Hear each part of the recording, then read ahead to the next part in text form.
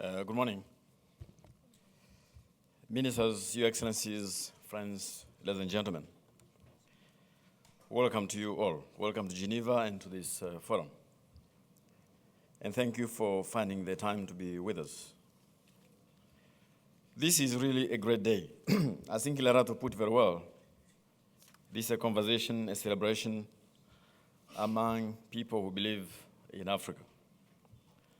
I'm told this event, the first international conference of this nature, dedicated to the African companies, has attracted up to 500 CEOs from all over the world. So I want to begin by thanking all who made it possible. Daniel and his team, her team, the Group Jeune Afrique, the events management company, and of course the city of Geneva for hosting us. The African Development Bank is honored to sponsor this event. I'm very much aware that the CEOs, you're extremely busy, men and women, spending hours in meetings. And you know what they say about meetings. Events where minutes are meticulously kept, but hours lost. Nonetheless, I hope you can agree that this event is important, but indeed could be a landmark. A landmark because of its nature and its timing. This is not another of those numerous events where we are here to assert the importance of the private sector. It is not another colloquium on what the private sector requires to get moving. You know that more than most. We know what needs to be done, from institutions, infrastructure, access to finance, less red tape, states that function, etc. So there's no knowledge deficit, there is an action deficit. We're here, again, as my colleagues have just mentioned, at this critical juncture of Africa, when the continent has gathered momentum, when Africa has never been so attractive, to see how best to spur these investment flows and unlock the potential of the continent. Those of you who are in Addis Ababa for the World Economic Forum this year, head Klaus Schwab said the following. I hope I'm paraphrasing correctly. He said Africa has gone through 4 phases. The phase of pessimism, the phase of cynicism, the phase of skepticism, and then the phase of guarded enthusiasm.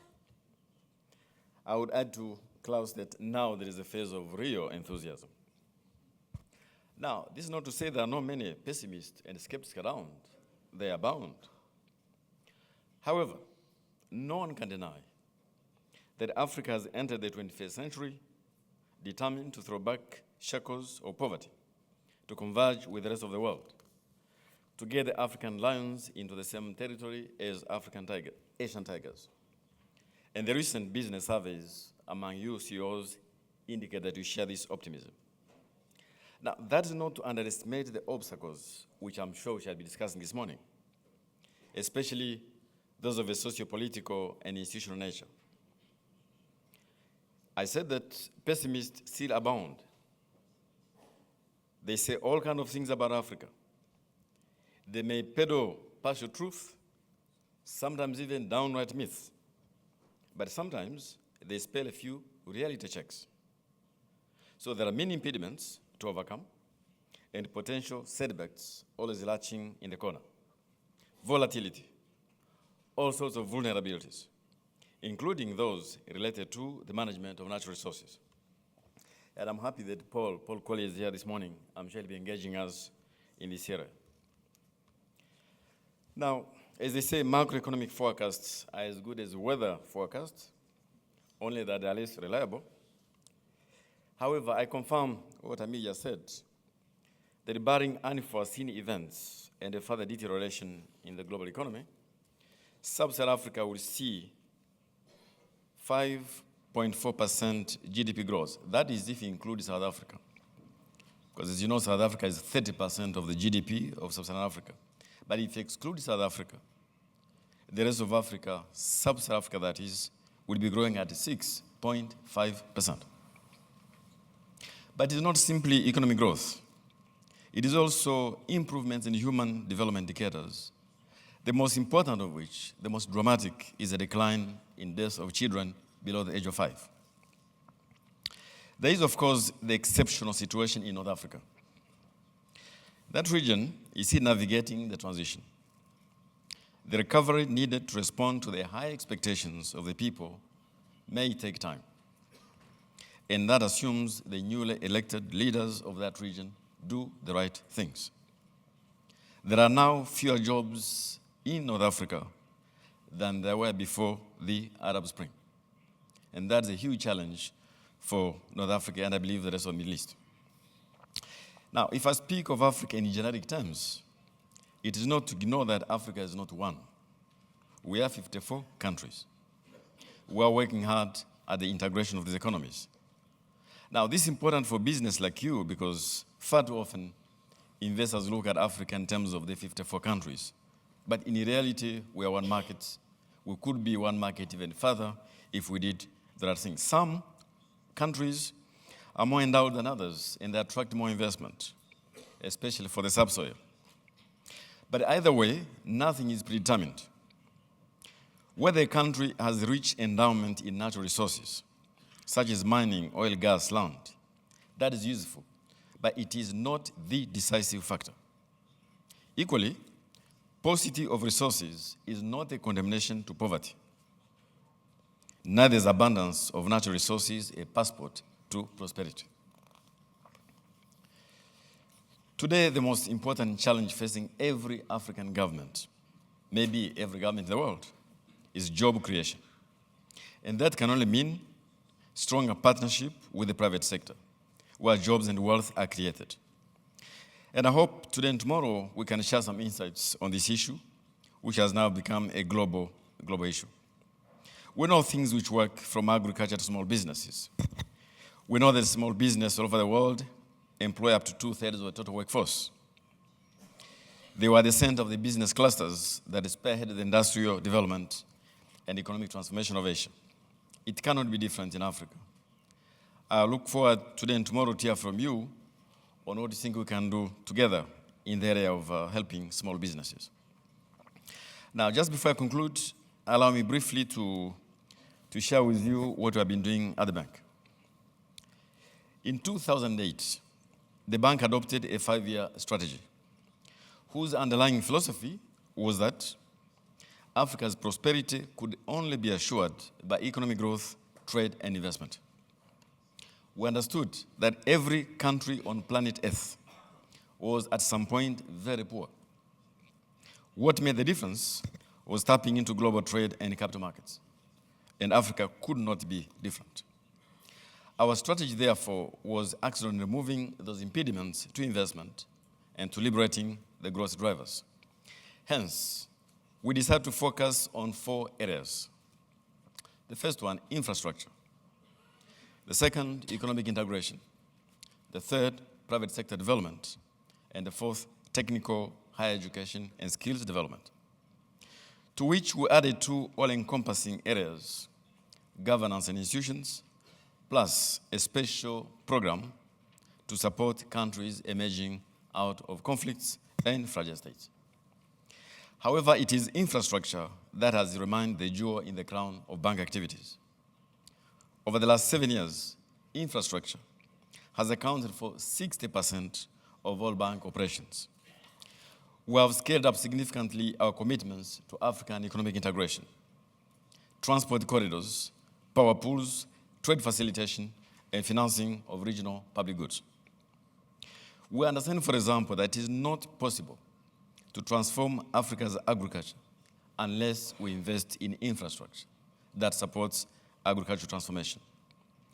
Only last week, I was in Kenya for the inauguration of what we call the Thika Superhighway, which must be one of Africa's most modern metropolitan infrastructure, to which we invested $300 million, but also which is part of the North-South corridor linking the Horn of Africa and Southern African region. And there are many more in other regions of Africa. Until 20 years ago, the bank funded governments only. In the early 1990s, a private sector window was created.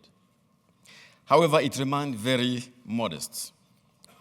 As I assumed the presidency of the bank in 2005, This was one of the areas where I intended to make a step change, and we have. Private sector commitments now account for 30% of all bank operations. In this regard, the bank seeks to mainstream private sector development in all its resource allocation platforms. It seeks to mobilize additional investment and co-financing using its catalytic potential and through its convening power, play an advocacy role for the private sector.